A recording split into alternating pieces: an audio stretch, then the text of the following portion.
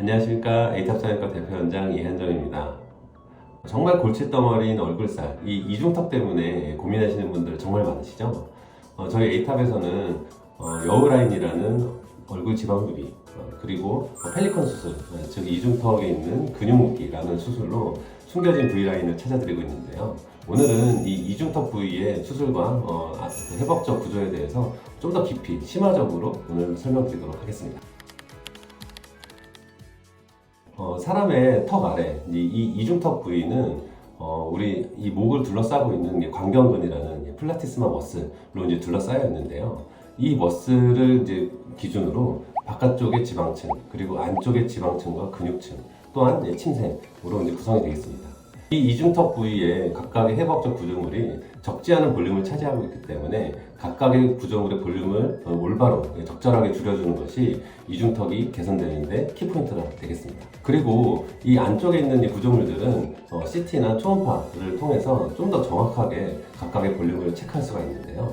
CT에서 보면 이 광경근을 기준으로 앞쪽의 지방층과 안쪽에 있는 지방층, 그리고 근육, 그리고 침샘의 두께를 비교적 정확하게 체크할 수 있습니다. 앞쪽은 거의 대부분 지방층으로 구성이 되어 있고, 이 머슬의 뒤쪽, 저 깊은 안쪽에는 다이가스트릭 머슬 안테리어 벨리라는 근육과 그 사이사이에 있는 지방층, 그리고 서브만디블라 글랜드라는 침샘으로 구성이 되어 있습니다. 이러한 구조물들 하나하나가 각각의 볼륨을 차지하고, 심지어 볼륨이 점점 늘어나게 되면 이 근육, 플라티스마 머슬이 점점 늘어지게 되면서 이중턱을 형성하게 되는 거죠. 저는 이 부위를 진단할 때 반드시 CT 촬영을 하는데요. CT가 없다면 이 바깥쪽에 있는 지방층이 얼마나 두꺼운지, 그리고 이 근육이 얼마나 늘어져 있는지, 또한 그 안쪽에 있는 지방층과 이 근육층이 얼마나 두꺼운지, 그런 것들을 알 수가 없어요. 또한 우리 이 이중턱 부위를 개선하는 데 중요한 팩터 중에 하나가 이 설골, 하이오이드 본의 위치가 중요한데요.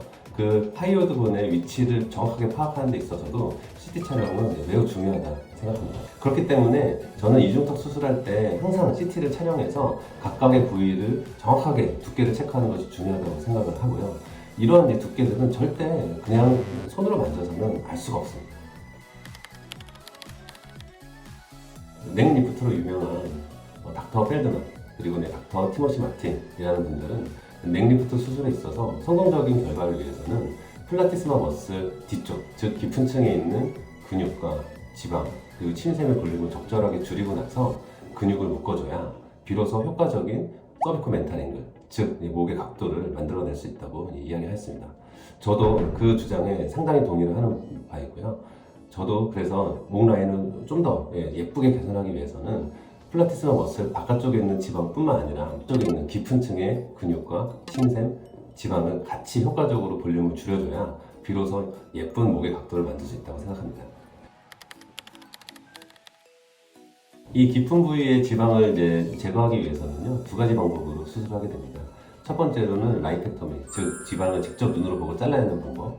두 번째는 라이포석션, 우리가 흔히 하는 둥근 캐뉼라를 이용해서 지방을 흡입하는 방법이 되겠습니다. 가장 좋은 건 직접 절개를 해서 눈으로 지방을 직접 확인하면서 잘라내는 것인데요.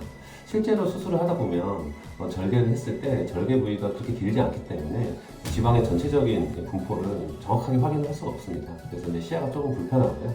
두 번째로는 그 주변의 지방을 잘라낼 때 혈관이 같이 손상이 되면서 오히려 출혈의 위험이 저는 높다고 생각합니다.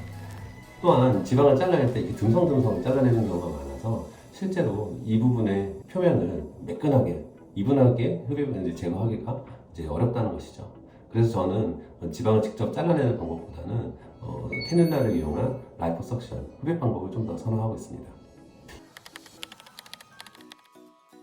이 깊은 부위에 지방 흡입이 과연 가능한지, 그리고 그곳에 흡입을 하는 것이 위험하진 않은지, 이렇게 질문을 주시는 분들이 많은데요. 이 깊은 층의 지방 흡입을 하기 위해서 저는 이 깊은 층의 지방의 두께가 얼마나 되는지 확인하는 게 중요하다고 생각해요. 즉, CT를 수술 전에 촬영을 해서 깊은 층의 지방의 두께를 확인하고, 만약에 지방 두께가 그렇게 두껍지 않으면 굳이 깊은 층의 지방 흡입을 할 필요가 없습니다. 하지만 CT를 촬영했을 때 지방층의 두께가 두껍다면 그 부위는 반드시 흡입을 해줘야 되는데요.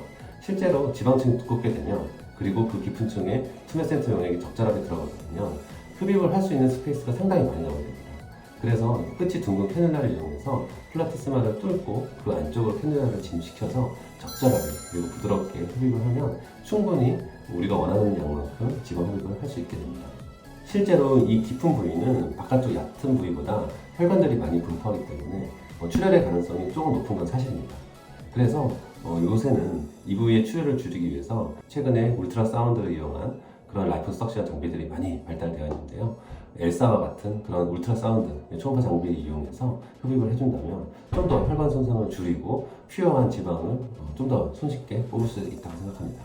또한 수술 후 관리가 무엇보다도 중요한데요. 이 이중턱 부위는 부위가 조금 넓기 때문에 피가 잘 고이는 부위가 되겠습니다. 또한 이제 디펜던트 에어리어, 즉 이제 우리가 수술한 부위에 피나 마취용액들이 다 이제 이 이중턱에 고이게 되거든요. 그래서 무엇보다도 이중턱의 압박을 잘하는 것이 중요하습니다. 그래서 수술 이후에 얼굴 전체를 감쌀 수 있는 압박밴드를 잘 착용해 주시면 충분히 피가 고이지 않고 출혈 위험 없이 안전하게 회복할 수 있을 것입니다. 또한 이 부위의 결과를 좀 더 좋게 하기 위해서는 목근육 묶기, 침샘의 보톡스, 그리고 깊은 층의 지방 제거를 같이 해주는 것이 훨씬 더 좋은 결과를 낼 수 있다고 생각합니다. 이 영상으로 이중턱 지방 흡입에 대해서 궁금하셨던 분들, 혹시나 위험하지 않을까 고민하셨던 분들, 그런 분들에게 적절한 해결이 됐으면 좋겠습니다. 이상 에이탑 성형외과 대표원장 이한정이었습니다. 감사합니다.